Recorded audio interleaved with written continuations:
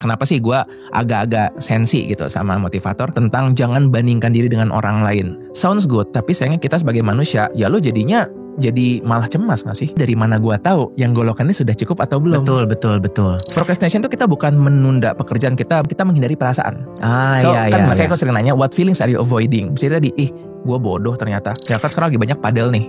Kalau orang main padel, artinya apa? Ada orang yang main padel. Bukan berarti aku harus ikutan main padel. Kadang-kadang tadi kan, kalau teman-teman gue main padel, artinya gue harus main padel. Kalau semua orang main dan gue enggak, artinya gue ketinggalan. Nah, ada tambahan-tambahan arti-arti itu tuh yang nggak penting sebenarnya.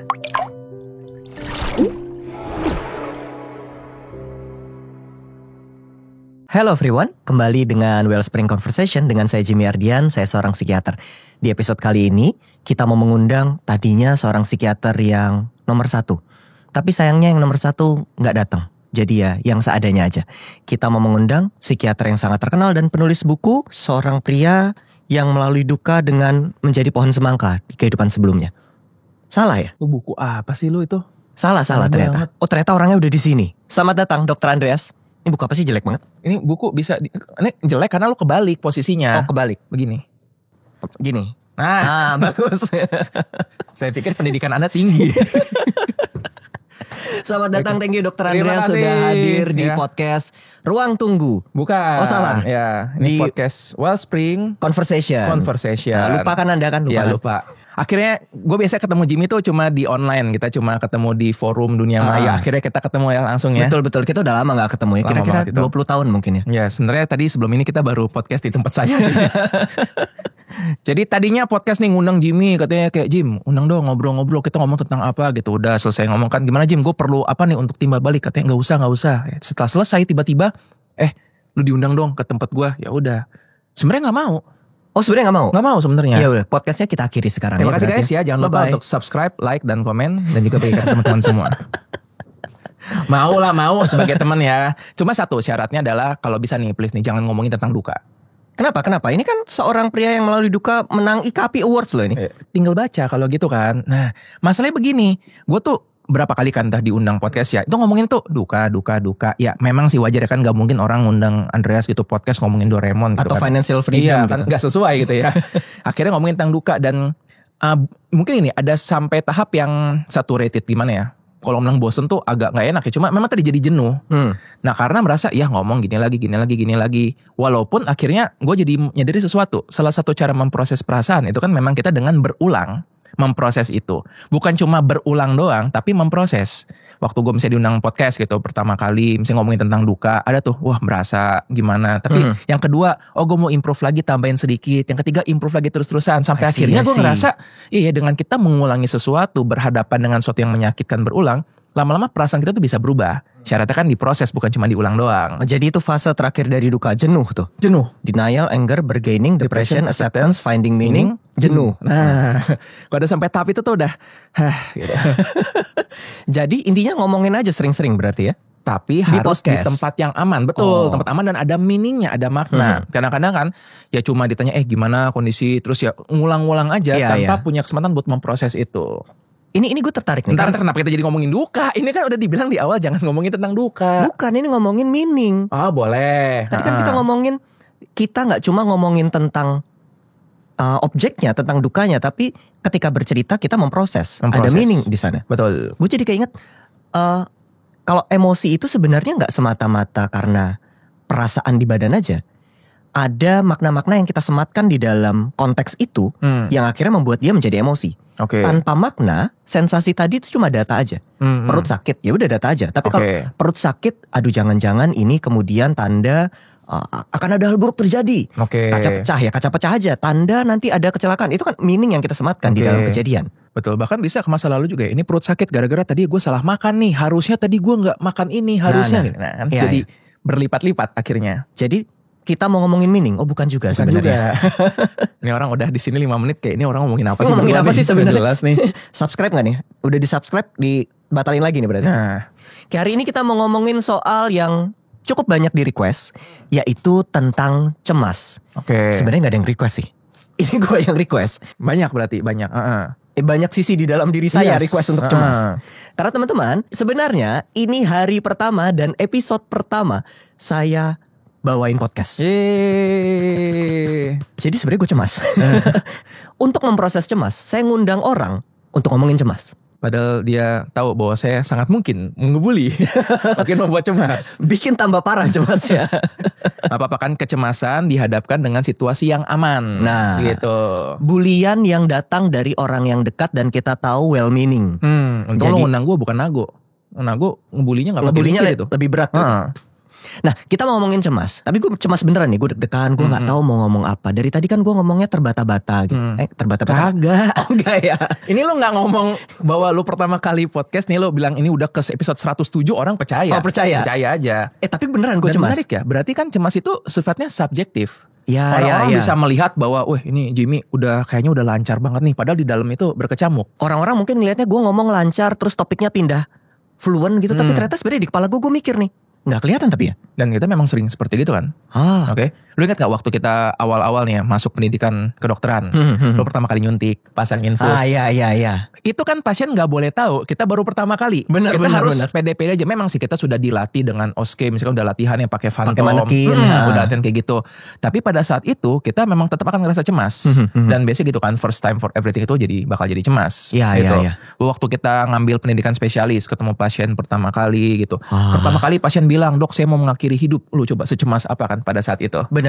Gue masih ingat lagi pasien-pasien pertama. Benar. Kenapa kalau yang pertama itu bikin cemas? Even though kan persiapannya udah panjang. Maksudnya gue tahu cemas itu apa. Gue baca buku soal cemas tuh tebel-tebel gambreng begitu. Tapi kok kelihatannya masih disegel. Masih plastikan, berarti belum kebaca. Kenapa hal yang awal-awal itu bikin cemas? Kalau yang gue kebayang ya konsep mastery. Jadi kan aliran buat teman-teman ini, aliran gue sama Jimmy ini beda. Ya kan Jimmy ini alirannya lebih ke lo apa sih? Apa ya? Aliran lo ya? Gue kayaknya lebih deket ke dinamik akhirnya sekarang ya. Oke. Tapi versi cuma memorinya Oke, doang. dinamik ini berarti kan kayak gimana kejadian di masa lalu Mempengaruhi ngebentuk saat yang ini. saat ini gitu. Dan mungkin ada nyampur juga lo ngambil ilmu-ilmu jadi hipnoterapi juga Ya, gitu kan. ya. Dari hipnosis itu cukup banyak lah. Kalau gue banyak alirannya kan di behavioral, perilaku. Nah perilaku itu kalau orang nanya apa sih aliran perilaku? Kalau gue bilangnya gue gak peduli lu termotivasi atau enggak, yang penting lu kerjakan. Gitu. Jadi buat orang-orang, aduh gue mau nge-gym nih tapi gak termotivasi. Gue gak peduli termotivasi atau enggak, yang penting lu kerjakan. Gitu. Karena yang penting kita di behavioral activation. Nah, perhatikan, Dokter Andreas tidak peduli dengan kliennya. Perhatikan itu barusan. Yang penting lu kerjakan. Bukan gitu. Nah, Gimana tuh? Termasuk gini ya, sama juga nih. Artinya behavioral activation itu adalah gimana kita supaya dari nggak dilakukan menjadi dilakukan. Gimana cara supaya orang jago berenang? Nggak bisa dengan nonton video berenang, dengan nonton tutorial berenang di YouTube gitu. Dia tetap harus nyemplung ke dalamnya. Nah, ketika saat dia lagi di darat nih, belum nyemplung, itu kan dia punya segala macam pikiran. Ya. Baru setelah dia nyemplung, ternyata dia bisa nih ternyata. Nah, itu tuh pada momen seperti itu terjadi perubahan di otaknya. Jadinya terjadilah bahwa konsep mastery itu jadi ada. Dan inilah kenapa memang kita sarankan bagi orang-orang, lu mau nyoba sesuatu, ya lu coba. Nggak bisa dengan, bahkan ini ya, kalau yang dibilang teori tentang ini tuh dong yang learning styles, visual, kinesthetic, auditory, sama apa satu lagi yang visual, VAK itu memang ya, visual, auditory, kinesthetic. Itu kan myth sebenarnya kan. Jadi mungkin ada orang yang preferensi tertentu, tetapi nggak berarti kayak, gue orangnya visual, gue harus belajar dengan penglihatan gitu. Justru gini, konteksnya bagaimana? Contoh, lu belajar naik sepeda. Lu mau nonton video yang dibuat dengan kualitas tinggi sekalipun secara visual, secara visual auditory, udah gitu ya. ASMR, roda berputar, nggak bisa. Lu harus kinestetik. Nah, kebetulan kan banyak hal yang dalam perilaku memang kita perlu untuk melakukan. So di sini secara auditory, secara visual, secara kinestetik kita semua melakukannya, begitu. Benar-benar, gue pernah baca itu. Visual, auditory, kinestetik itu sebenarnya bukan learning style, tapi mana yang secara dominan kita pelajari. Tapi kalau kita belajar, kita butuh semuanya sekaligus. Betul. Kita nggak mungkin belajar untuk tidak cemas bawain podcast dengan salah satunya saja, dengan dengerin podcast, baca podcast, atau cuma ngelakuin podcast tanpa belajar, nggak bisa. Betul. Itu pasti ngebantu. Oke, lo dengan mempersiapkan itu pasti ngebantu. Cuma pada akhirnya kan lo perlu untuk nyemplung ke dalamnya juga. Iya. Itu, dan banyak loh pasien-pasien yang akhirnya misalnya ya dia bilang, gue udah nih baca segala macam buku self help, gue udah baca nih pulih dari trauma, tapi kok masih trauma? Berarti garansi uang kembali? Nggak bisa. Nggak bisa. Sama juga kan orang yang bilang, gue udah baca nih pria yang mulai duduk dengan mencuci piring, piring gue masih belum dicuci juga, itu nggak bisa. Karena memang kita harus actually doing it. So buat teman-teman kan, kalau misalnya kalian mau mencoba melakukan sesuatu, ya mulailah dari sekarang. Tapi bentar. bukannya kalau orang cemas itu bikin dia malah nggak pengen gitu ngelakuin. Gimana caranya gue yang nggak pengen ngelakuin terus ngelakuin? Nah, itu kan lompatan yang ini podcast lu ngundang kan udah tunda berapa lama coba? Lama ya. Dari berapa bulan kan bilang ntar kalau gue bikin podcast gue undang ya iya kagak jadi gue ngundang dia duluan akhirnya. bener. Berapa bulan ya? Nah, apa waktu itu membuat lo jadi menunda itu? Ya gue ragu sebenarnya. Gue ragu gue bisa atau enggak. Gue oke buat jadi narasumber podcast. Maksudnya ngomong tentang apa yang gue tahu di podcast itu gampang. Tapi gue nggak kebayang untuk gimana ngalirin pembicaraan terus nanya balik. Gue nggak kebayang tuh. Itu yang awalnya ngebuat gue menunda. Oke. Tapi kenapa ya pada akhirnya gue mulai ya? Kayak nggak ada gitu maksudnya. Karena kan nggak ada yang maksa kan, nggak ada yang bilang kayak nih kalau lu nggak ngundang Andreas podcastnya tutup aja, nggak ada yang kayak gitu. Nggak ada. Kan? Kalau lu nggak ngundang Andreas kita nggak mau subscribe, nggak ada kayak gitu. Sekarang udah diundang subscribe mereka. Klik subscribe. Jadi procrastination itu kan sebenarnya kalau dalam bahasa ilmu behavioral ya. Procrastination itu kita bukan menunda pekerjaan, kita bukannya menghindari pekerjaan, kita menghindari perasaan. Makanya aku sering nanya, what feelings are you avoiding? Misalnya tadi perasaan inadequate. Perasaan tuh gimana ya kalau nanti malu ternyata gue gak mampu. Gimana bahkan yang sering adalah gini, orang mungkin gak peduli dia mampu atau enggak, tapi kita punya ekspektasi diri sendiri. Benar. Gue punya bayangan, wah gue kalau jadi host nih versi idealnya begini. Ketika gak tercapai jadi ngerasa, gue bodoh ternyata. Padahal mah gak ada yang peduli. Benar. Yang punya bayangan tuh cuma lo doang gitu. Dan ini terjadi, gue kan ada beberapa klien yang di bidang seni. Gue merasakan gini, ketemu dengan pelukis. Wah pelukis itu perfeksionisnya tuh berat banget loh. Mereka ngelukis satu gambar dan menurut mereka ini kurang nih. Dia kasih lihat ke semua orang udah pada bilang ini bagus. Tapi bagi dia enggak, ini kurang, ada kurang detail sana sini. Jadi kecemasannya kuat. Nah dalam sesi akhirnya gue ngajak untuk ngomong gini, oke anggaplah orang-orang ini benar waktu bilang gambar ini bagus. Lu pun benar waktu bilang ini kurang. Tapi pembandingnya apa? Ya. Orang-orang yang nggak ngelihat ini sebelumnya, pembanding mereka adalah kanvas kosong. Jadi ini sudah bagus, tapi dia membandingkan dengan gambaran ideal di dalam kepala dia, sehingga kalau dibandingkan dengan yang ideal itu ya pasti dong kurang. Benar. Dan kalau gue pikir-pikir, kadang-kadang gambaran ideal itu baru tercipta atau baru gue buat setelah karyanya ada. Jadi kadang-kadang awalnya nggak ada. Begitu udah ngelihat nih hasil jadinya, harusnya gue bisa lebih baik nih daripada ini dan lain sebagainya, malah bikin tambah cemas. Yang mana sebenarnya berarti pikiran kita lah yang membuat diskrepansi itu memunculkan cemas, yang awalnya nggak cemas, harusnya nggak cemas. Menurut Dokter Jimmy, kalian cuma pikiran aja itu, cuma benar, pikiran itu aja. semua cuma pikiran. Cuma pikiran saja. Harusnya bersyukur. Harusnya berhenti mikir. Nggak bisa. Maksudnya gitu kan, otak manusia didesain buat berpikir. Nah itu tuh kadang gue sering kan dapat pasien juga bilang, kayak kata orang saya overthinking, saya nggak boleh mikirin. Gimana cara lu nggak mikirin? Gimana cara lu untuk jangan pikirin buku. Ya apalagi buku yang ini nih, yang warnanya begini, yang ada judul gini, nggak boleh dipikirin. Nggak perlu.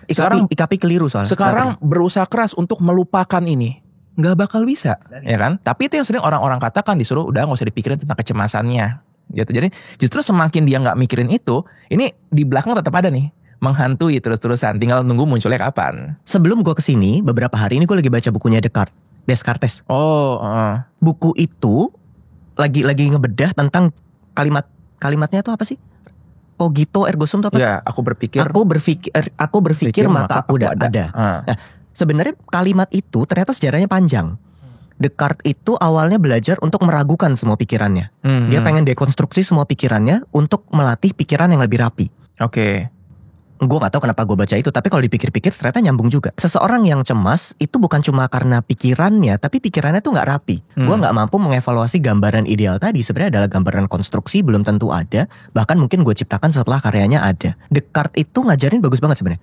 Belajar untuk meragukan pikiran sendiri. Mirip ya sama konsepnya CBT sebenarnya. Mirip. Dan Nietzsche kan juga itu kan bilang tentang kayak you have to question everything. Termasuk bahkan dia bilang termasuk pernyataan gue. Ini lo harus pertanyakan juga. Benar. Kan yang membuat makanya Nietzsche itu kan waktu itu menjadi sosok yang kayak antagonis nih, karena dia ngajak mempertanyakan semua, termasuk ajaran-ajaran agama misalnya, termasuk konsep ketuhanan. Padahal tujuannya bagus kan, tujuannya untuk supaya lo nggak mengikuti secara buta. Benar. Gitu. Supaya jangan gara-gara ada sosok tertentu yang lu anggap atasan, yang anggap sebagai ini kayak pemimpin, bilang begini, lu harus ngikutin itu, lu harus mempertanyakan itu. Cuma kan jadinya ya diantagoniskan, seolah-olah dia ngajak untuk jauh-jauh dari agama atau ketuhanan. Kalau kita pikir kebalik, itu juga bisa bagus tuh buat kepala kita. bukan sekedar ngikutin suara pikiran, tapi belajar meragukan. Orang cemas jago banget mungkin meragukan dirinya, tapi gimana meragukan pikiran yang lagi bunyi bahwa gua nggak mampu, gua nggak bisa. Ini podcast pasti yang lebih buruk daripada yang dibawakan Dr. Sandy. Belajar meragukan itu.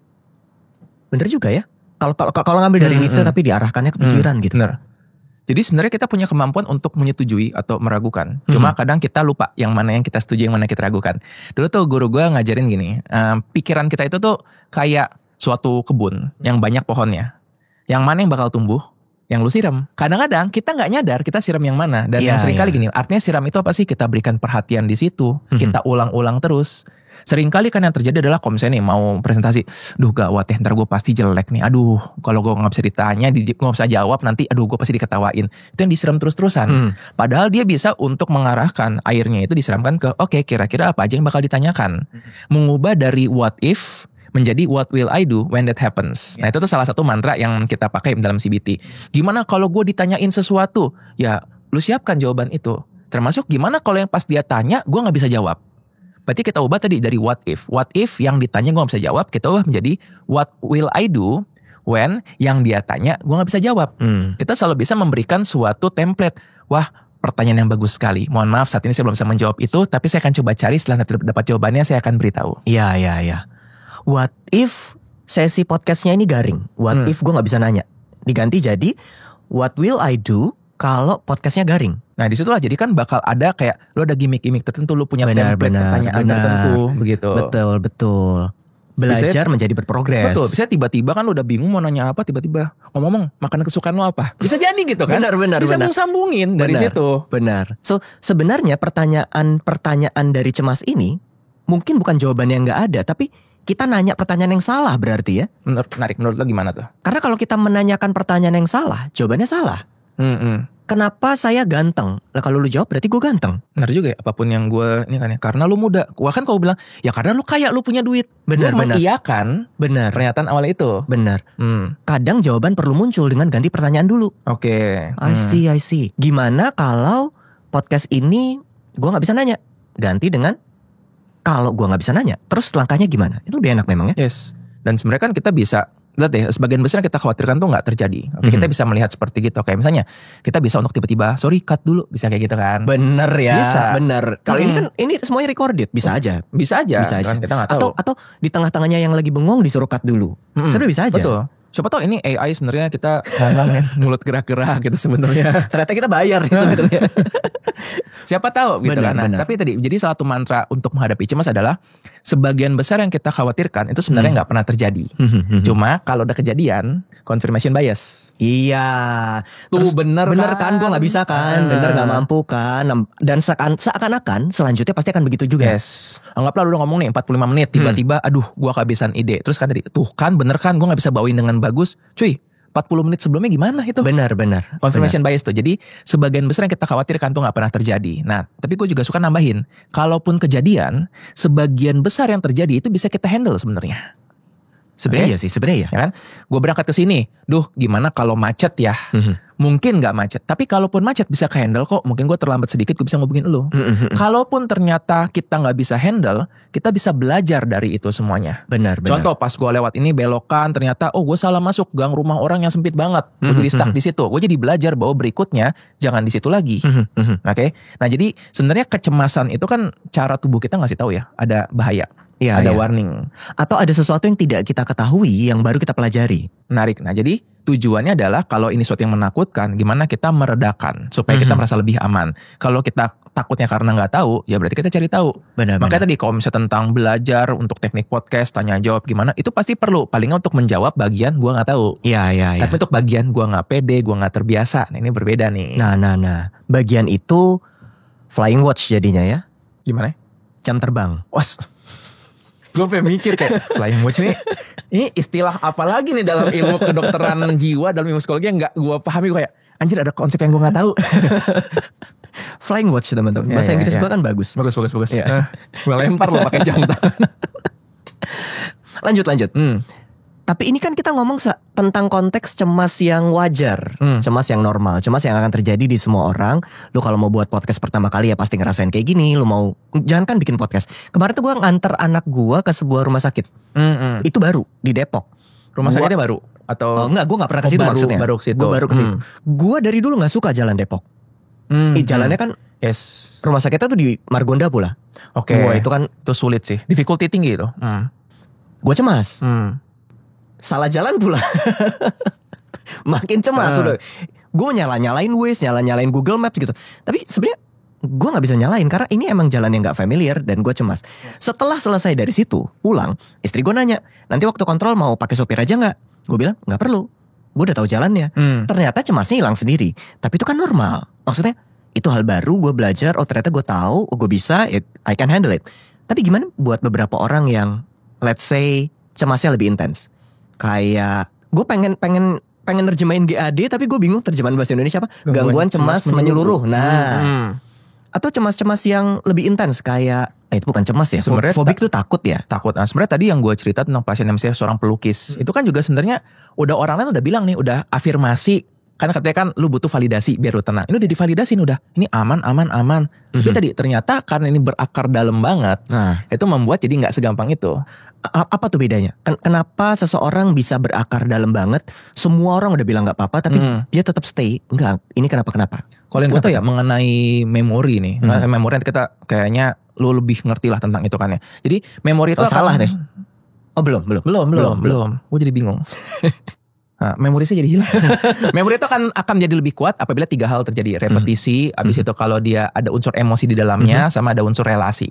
Artinya sesuatu yang diulang-ulang terus, makin lama makin ingat gitu. Misalnya, gue akan selalu bilang nih, gue gak ngerokok. Tapi kalau ada jingle iklan rokok, gue tuh bisa ngelanjutin. Benar. Kenapa? Karena repetisi, diulang-ulang. Nah, kedua adalah emosi, unsur emosi. Hal-hal yang dia lebih menakutkan, yang lebih menyenangkan, lebih menyedihkan, itu lebih kuat dibandingkan cuma sesuatu yang selewat gitu aja. Ketiga adalah ya kayak relasi, seberapa related gue dengan hal tersebut. Gue lebih gampang mengingat fakta mengenai Doraemon dibandingkan fakta mengenai Cinnamoroll misalnya, gitu. Walaupun gue baca hal yang sama, gue akan lebih ingat di situ. Nah, kalau kita ingat ini berarti kemungkinan suatu itu mendalam karena repetisi emosi atau relasi itu. Dan kalau kita ngomongin tentang ini misalnya trauma tadi, orang yang menggambar sering dikomentarin jelek atau dia takut, merasa not good enough, kan dia mengulang-ulang terus. Plus ada unsur emosinya. Nah, kalau yang lo tahu gimana nih? Kombinasinya berarti dapat tuh.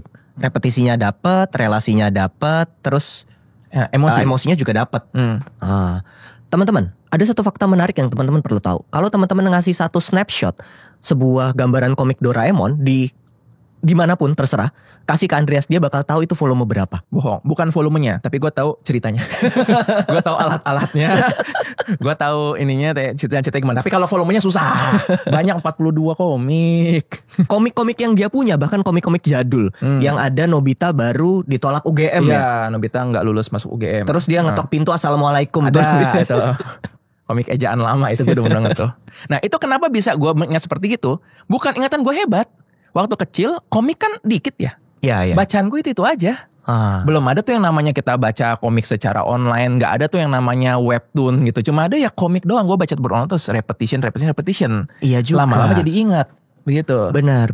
So entah kita sengaja atau tidak sengaja, kalau kita mengulangi itu maka itu somehow akan jadi lebih kuat. Betul. Nah ini makanya kan gue suka bilang gini. Kan orang bilang practice makes perfect. Enggak, practice itu makes konsisten. Kalau lo latihannya bagus, konsisten bagus. Kalau latihannya jelek, konsisten jelek.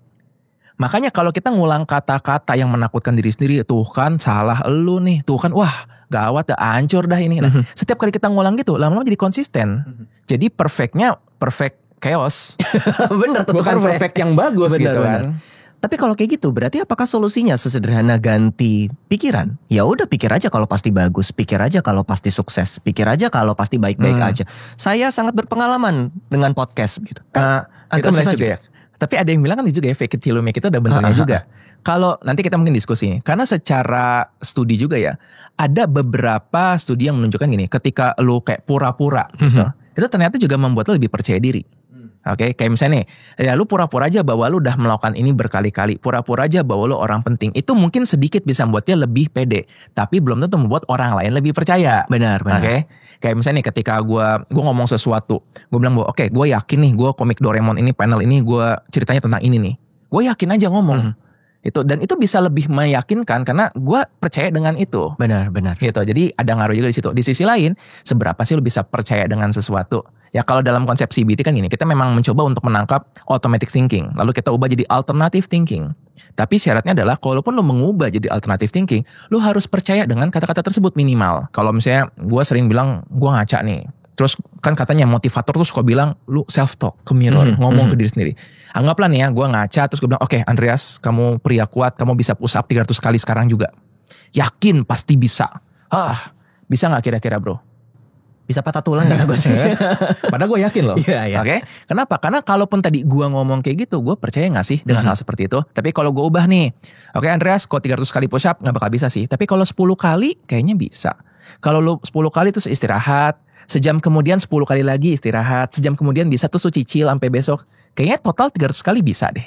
Lebih percaya kan dengan seperti gitu. Benar. Nah jadi ini yang kita suka sampaikan juga kepada pasien-pasienku ya. Aku bilang, lu ngubah kata-kata itu juga mesti mikir. Sedangkan kan yang sering ya, jadi ini ada orang mungkin mengalami masalah. Keluarga bilang, udah positive thinking aja. Ada orang kecelakaan kakinya patah, udah positive thinking aja. Lu mau positive thinking apa dengan kaki patah? Nggak bisa, lebih baik kita bilangnya oke, kaki patah, wah ini pasti menyakitkan ya. Yuk kalau ini kan udah dioperasi nih ya, kita bisa lah recovery, nanti pelan-pelan kita perbaikan ya. Dari orang-orang yang sebelum patah kaki, tetap kok bisa aktif lagi. Itu lebih masuk akal dibandingkan suruh positive thinking. Benar. Tapi gue juga jadi keinget satu konsepnya metakognisi. Untuk kita bisa ngubah pikiran, in the first place, kita perlu bisa meragukan yang pertama. Kalau gue cuma ganti kalimat, gue percaya diri, gue mampu, gue gak bisa. Tapi sebenarnya gue gak mampu meragukan kalimat pertama, yaitu ini podcast pertama, gimana kalau gagal dan lain sebagainya. Maka kalimat selanjutnya gak akan ada rasanya gitu. Sebenarnya awareness kan, benar. Sadar. Benar. Untuk ngubah lo mesti sadar. Makanya kan gue sering bilang kalau lo harus sadar lo bau ketek baru lo pakai parfum. Pakai deodoran sih sebenarnya. Ya. Karena kalau bau ketek pakai. Benar. Nah itu kan awareness juga tuh ya. Jadi bahkan bisa berbeda. Nah mungkin nih tahap-tahap awal ini juga ya. Kadang kita jadi berpikir nih lo harus perfect melakukan sesuatu. Ketika lo misalnya mau mulai podcast episode pertama harus perfect. Itu jadi problem. Oke. Step pertama ya udah silahkan dulu aja. Nah ini gue suka konsep itu kayak pakai topi. Thinking hats. Anggap lagi nih, lo lagi pakai topi nih. Topi lo judulnya adalah podcaster profesional. Maka lo bakal jadi cemas karena, berarti yang pertama nih harus bagus banget nih. Tapi kalau lo lepas tersebut, terus lo pakai cuma seorang podcaster yang mengundang teman. Beda lo feelnya. Dan ini kan yang terjadi sekarang kan. Benar. Karena kebetulan lo juga ngundang seorang teman. Lo gak ngundang misalnya seorang public figure yang penting atau tokoh pemerintahan. Itu kan pasti berbeda levelnya. Ketika kita mengvisualisasikan kita pakai topi yang berbeda, itu akan berbeda banget.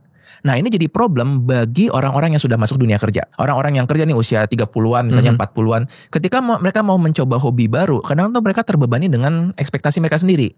Kenapa? Dikerjakan gak boleh salah. Sehingga tanpa sadar ketika mereka mau melakukan hobi pun, kebawa tuh pola lamanya. Yes, jadi dia pakai topi seolah-olah nih tidak boleh salah. Gitu. Kalau salah dimarahin. Sedangkan dia mau mencoba hal yang baru. Mau mencoba mungkin bermusik, melukis, ngegambar, atau mungkin mencoba podcast. Akhirnya kita perlu nyadarin dia untuk lepaskan topinya. Terus lu pakai topi lain namanya penasaran, curious. Dan penasaran itu kan salah satu motivasi yang besar ya bagi manusia. Iya. Kenapa gue suruhnya penasaran bukan pemberani? Karena gini, kalaupun lu pakai topi penasaran, terus lu nyoba main gitar, jelek. Lu bakal penasaran, kenapa jelek ya? Kalaupun misal bikin podcast, kok suaranya gak ngimbang, kenapa ya? Nah jadi munculnya rasa seperti itu.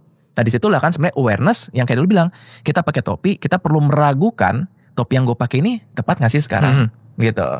Gue suka tuh curious. Karena beberapa orang mengasosiasikan antara takut, cemas, khawatir, itu lawannya tuh berani.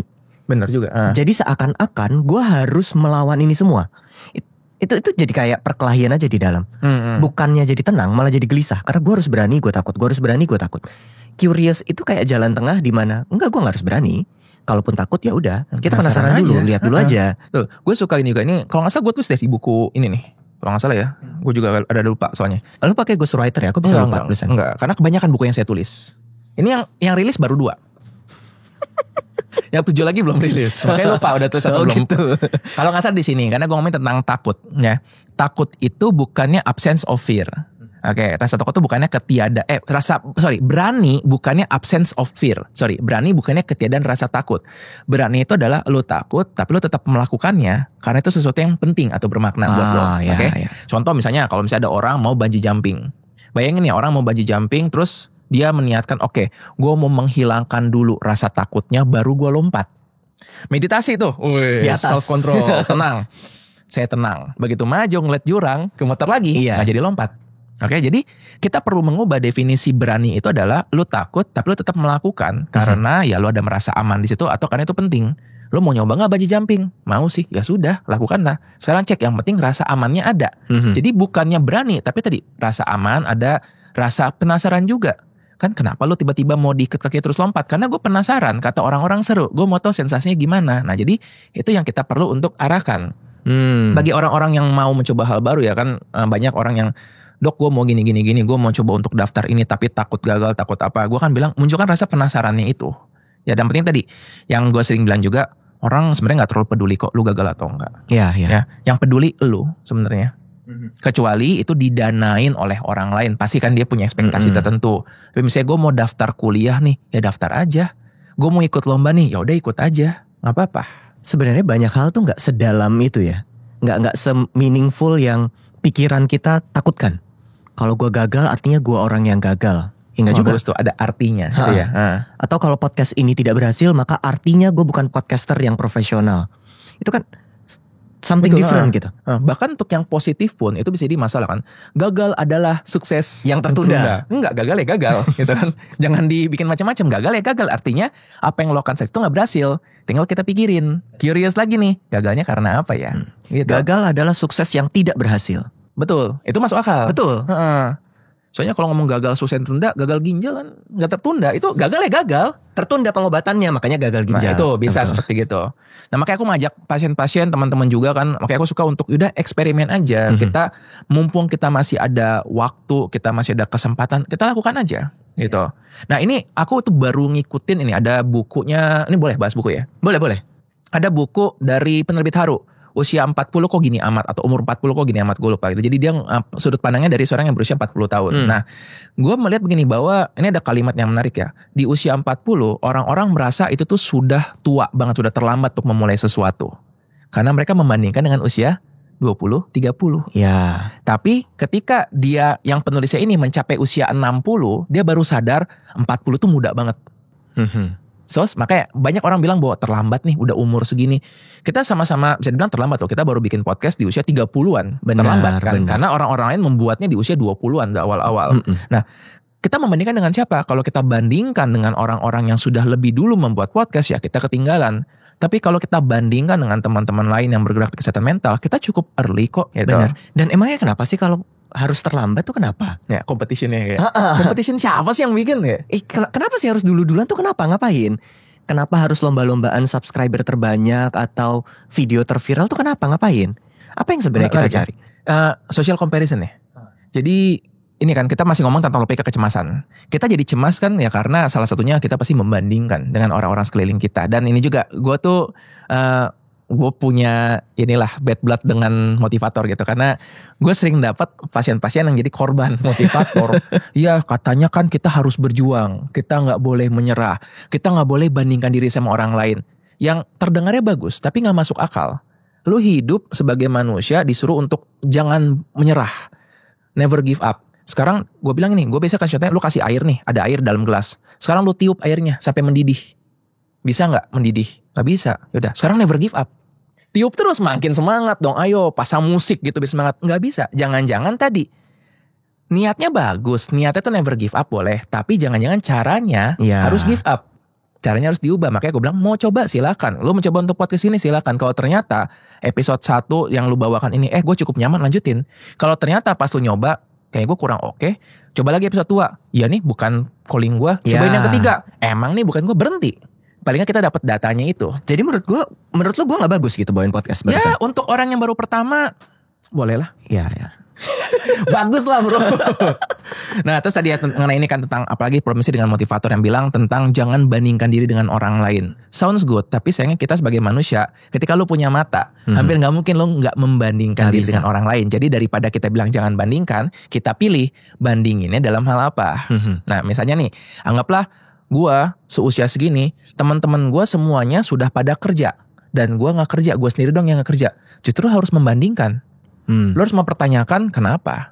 mungkin nih gue bakal menyalahkan, oh ini gara-gara gak ada lapangan kerja. Tapi pas gue lihat, sekeliling gue dapat kerja semua, lo jadi gak bisa menggunakan itu sebagai alasan. Jadi kalaupun kita mau membandingkan, kita bandingkan secara fair. Gitu. Dan tadi problemnya adalah, kalau lo bilang gak boleh bandingkan diri dengan orang lain, ya lo jadinya jadi malah cemas gak sih? Lo gak boleh bandingkan, terus oke lah gue hidup sendiri. Tapi dari mana gue tahu yang gue lakukan ini sudah cukup atau belum? Betul. Atau kalaupun kita bandinginnya itu gak boleh kejauhan. Kalau kita bandinginnya kejauhan ketinggian, ya gak fair juga. Gue bandingin diri sama podcast yang gede itu siapa ya? Ruby misalnya. Atau Raditya Dika. Ya wajar kalau gue cemas. Atau gue bandinginnya sama yang jauh di bawah. Anak SMK yang baru. Gue pikir lu ngomong podcast ruang tunggu. Enggak. Udah siap ribut nih. Sebenarnya tadi di kepala gue ada ruang tunggu sebenarnya. Cuma enggak boleh ruang tunggu. Konteksnya ngerem tuh ya. Otak depan ngerem Stop. Atau anak SMK yang baru belajar public speaking buat podcast. Betul. Dimana mereka emang tugas sekolah mungkin latihan. Tugas sekolah. Gapnya ya enggak fair di situ. Mungkin memang bandingin harus tepat supaya nggak terlalu jauh, entah kita jadi nggak termotivasi atau jadi ngerasa di atas angin padahal nggak tepat, tapi juga masih ada gapnya untuk kita progress gitu kali ya. Dan itu kan rivalry dari situ. Ya, mungkin teman-teman yang nonton tahu ya, gue, Nago, Jimmy kan kita tuh waktu zaman pandemi tuh bikin level up with us, level U ya. Itu sebenarnya momen yang bagus karena waktu itu kami bertiga sama-sama baru-baru lulus gitu dalam waktu setahun 2 tahun. Terus lagi terjadi pandemi. Konten serta lagi meningkat gitu. Terus itu momen yang tepat bagi kita tuh untuk saling bersaing. Waktu itu bahkan kalau kita bikin webinar level U kan SOP-nya kita adalah kita gak boleh setuju satu sama lain. Harus beda. Harus gak setuju. Makanya itu kebiasa tuh yang begitu gue ngomong langsung dia bilang, lo salah gitu. Itu udah bawaan kita dari dulu. Tapi bagusnya gimana? Kita jadi belajar untuk mempertanyakan segala sesuatu. Nah, dan tadi bagusnya juga kami jadi membandingkan satu sama lain. Dulu gue percaya bahwa udahlah menjadi influencer kesehatan mental tuh gak bakal bagus, gak bakal ada. Tiba-tiba Jimmy muncul, followernya buset deh banyak banget. Terus gue mikir, gue suka nulis buku, gue udah nulis buku kan sebelumnya juga. Tapi sekarang mah gak ada yang nulis, kayaknya gak ada yang baca lagi. Gue liat buku lu. Nah, membandingkan ini kan jadi bagus ketika masih dalam jangkauan kita. Dan jadi semacam kayak target, ini masuk akal dilakukan. Coba abis kita nulis, lu nulis, ada tuh satu orang teman kita yang tiba-tiba ikut-ikutan nulis tuh. Ya, untung bagus. Kalau jelek kita bully tuh. Sayangnya bukunya baru 1. Nah iya. Harusnya 2 tuh kan. Siapapun kita udah 2, ya ini baru 1. Nah tapi lagi-lagi nih, pick your battles. Dia mungkin memang competitionnya dengan kita bukan tentang jumlah buku. Kan si teman kita ya Nago ini kan dia juga punya suatu center meditasi. Mungkin battle dia di situ. Nah ketika kita mengenali bahwa membandingkan itu boleh, tapi kita juga sekaligus menyadari pick your battles. Apa sih yang penting buat lo? Karena kalau lu punya energi yang banyak, waktu yang banyak, dan duit yang banyak, lu berantemin dah semua hal. Masih oke. Ya, kenyataannya kan enggak. Waktu kita terbatas, energi terbatas, apalagi duit lah, gitu kan. Nah, jadi akhirnya kita punya battle masing-masing. Battle gue adalah gue mau mengembangkan diri di misalnya penulisan, teknik penulisan, atau gue juga pengen untuk bikin konten-konten populer. Lo dalam bentuknya sekarang kan misalnya akademisi, lo lagi mendalami juga ya suatu research tertentu. Nah, Nago battle-nya dia adalah tentang gimana membangun suatu bisnis dengan beradaptasi dengan dunia yang lebih modern, gitu kan. Membawa suatu konsep meditasi yang itu ancient, yang lebih kayak udah klasik menjadi bisa diterima dalam masyarakat yang lebih luas. Itu kita punya battle masing-masing. Gue ingat banget waktu gue nulis buku ini nih, Pulih dari Trauma. Bagus sih bukunya. Bagus. Dapatkan di toko buku terdekat. Waktu gue nulis buku ini, jadi on the way, buku lu yang ini kan keluar ya? Iya. Pas gue baca, perasaan gue adalah, ini lagi ditulis, jelek banget. Kenapa kaku banget? Style awalnya itu persis kayak begini. Jadi cuma fakta doang gitu. Oke. Nggak ada seru-serunya, nggak ada lucu-lucunya. Akhirnya gue bandingin, kayaknya ini bukunya Andreas punya nyawa. Buku gue bagus sih, tapi kok gak ada nyawanya gitu. Rasanya gak ada. Proses pembandingan itu awalnya gak enak, karena gue ngerasa, gimana nih, kok buku gue gak sebagus buku Andreas. Tapi ternyata setelah gue belajar, gue lihat, tentu bukunya gak berubah jadi kayak ada lalinnya. Gak ada. Tapi gue belajar, ternyata pembandingan itu bisa ngebuat gue belajar. Walaupun selanjutnya setelah buku ini terbit, gue jalan-jalan ke toko buku, yang bestseller tetap bukunya dia doang. Yang nangkring di top 10 tuh bukunya dia doang. Masih membandingkan, masih membandingkan. Bro, pick your battles. Sekarang kita coba bandingkan referensi masing-masing ya. Lihat referensi gue ada berapa di situ. Ada referensi berapa? Bacaan lebih lanjut. 1, 2. Diketawain gue. Dia 124, makan berbeda. Benar-benar. Nah, kalau misalnya bisa nggak untuk gue membuat referensi gue jadi berhalaman kayak lu? Bisa, tapi apakah itu battle yang sesuai buat gue? Kan gue menulisnya dengan gaya populer. Nah, jadi sinilah kita punya battle masing-masing.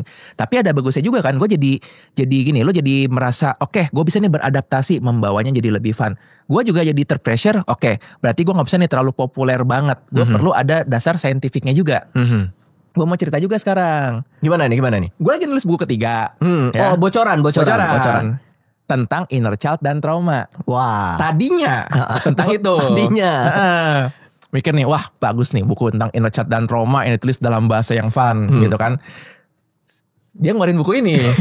Gue disuruh menjadi reviewer awal.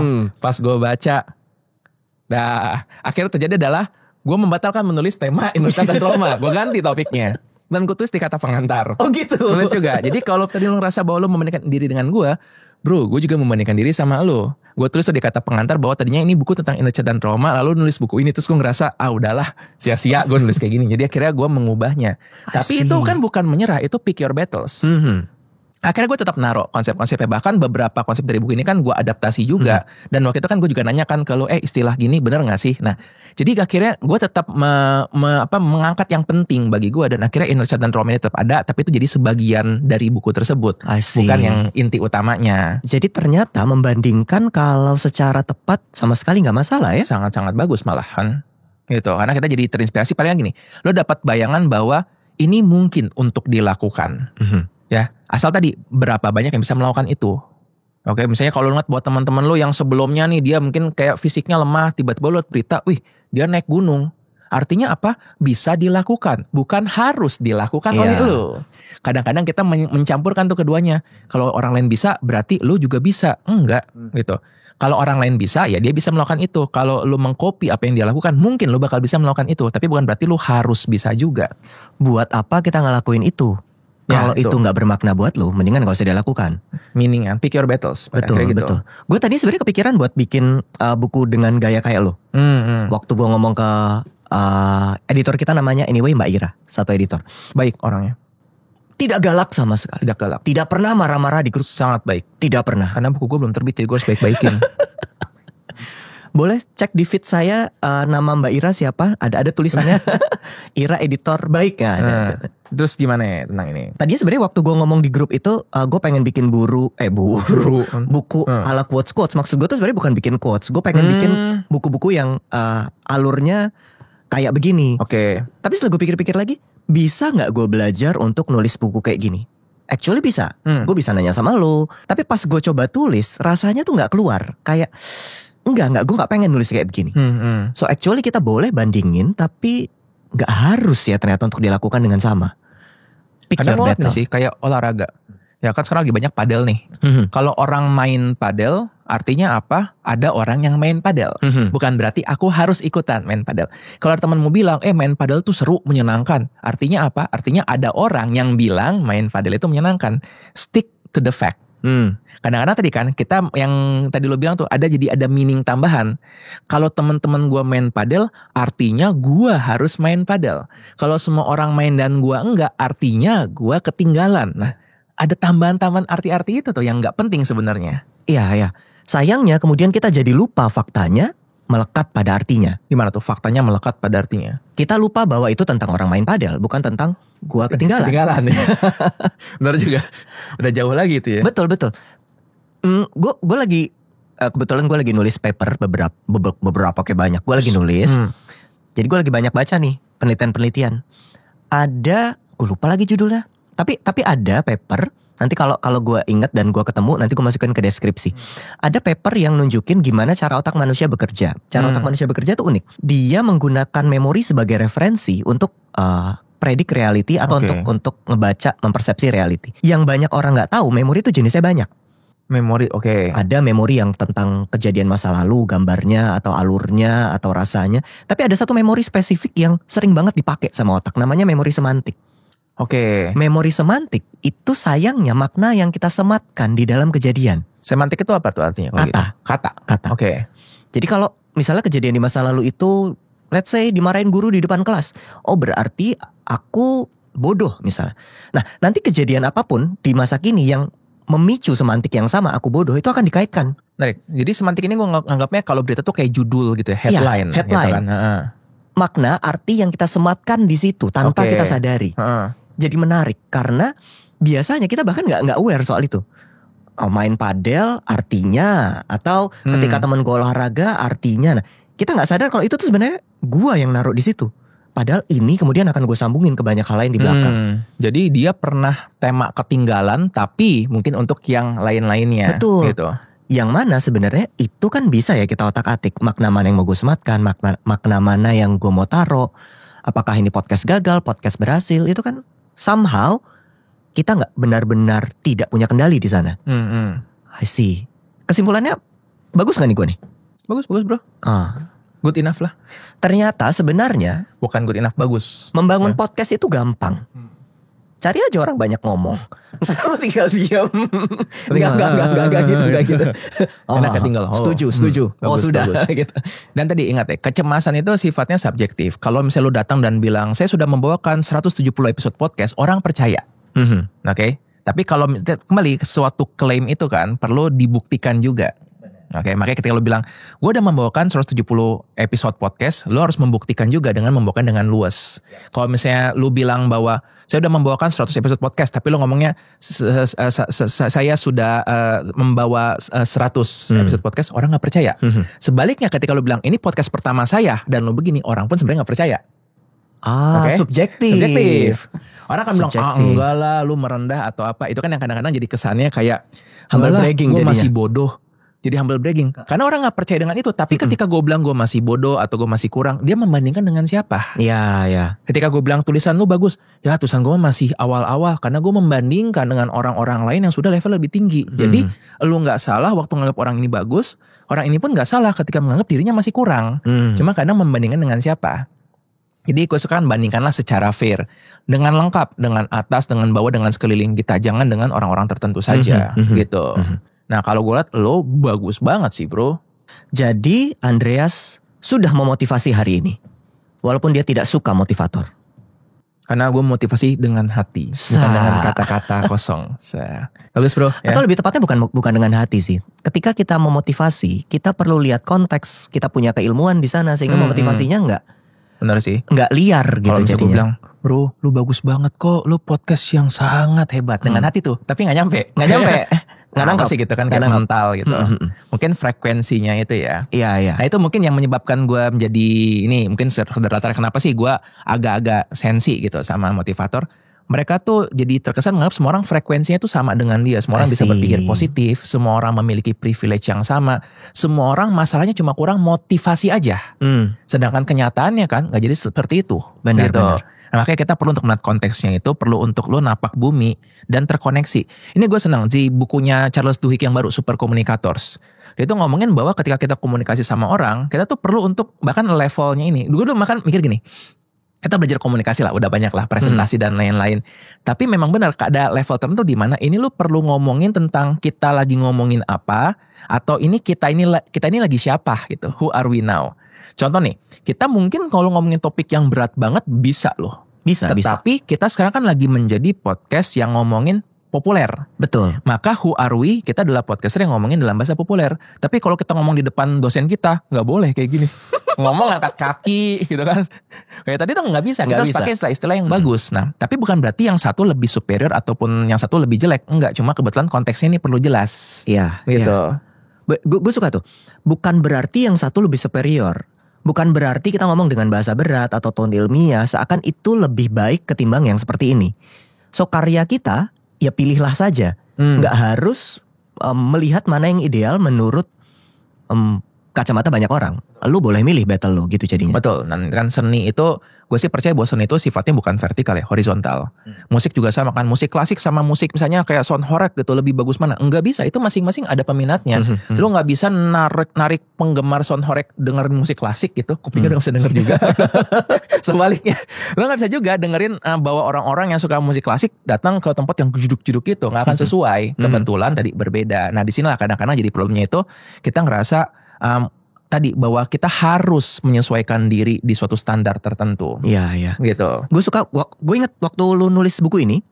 Anyway teman-teman, waktu buku ini baru mau terbit, Andreas Kurniawan sangat yakin bahwa buku pertama itu yang penjualannya akan jauh lebih baik daripada buku kedua. Dia merasa yang ini nggak bagus, yang ini bagus banget. Ya udahlah biarin aja. Penjualan mengatakan sebaliknya. Yang sekarang gue jadi stres. Iya. Penjualannya bagus banget ternyata. Itu awalnya itu bagus sih ketika nggak ada ekspektasi. Udahlah buku kedua, udahlah nggak laris lah. Iya. Soalnya kita juga dari editor bilang ya nggak apa-apa lah. Biasanya memang kayak gitu. Buku pertama tuh oke, buku kedua tuh kurang. Oh ya udah, ternyata bagus.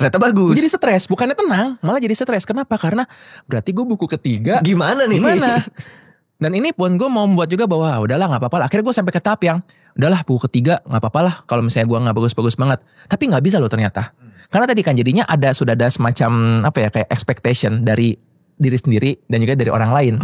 Gue nggak pengen ketika satu pembaca bakal kecewa.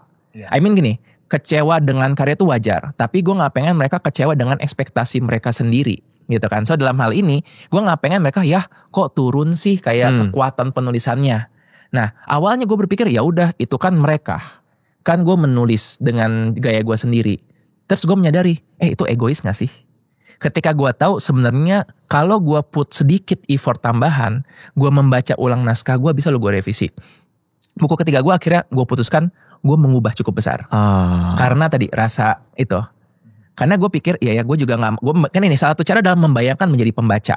Ketika gue menjadi pembaca, gue dapat penulis yang gue suka, buku pertama bagus, kedua bagus, ketiganya kok biasa aja, gue nggak bakal marah, gue nggak bakal kecewa ninggalin dia, tapi tetap ada ngerasa kok sayang sih gitu loh.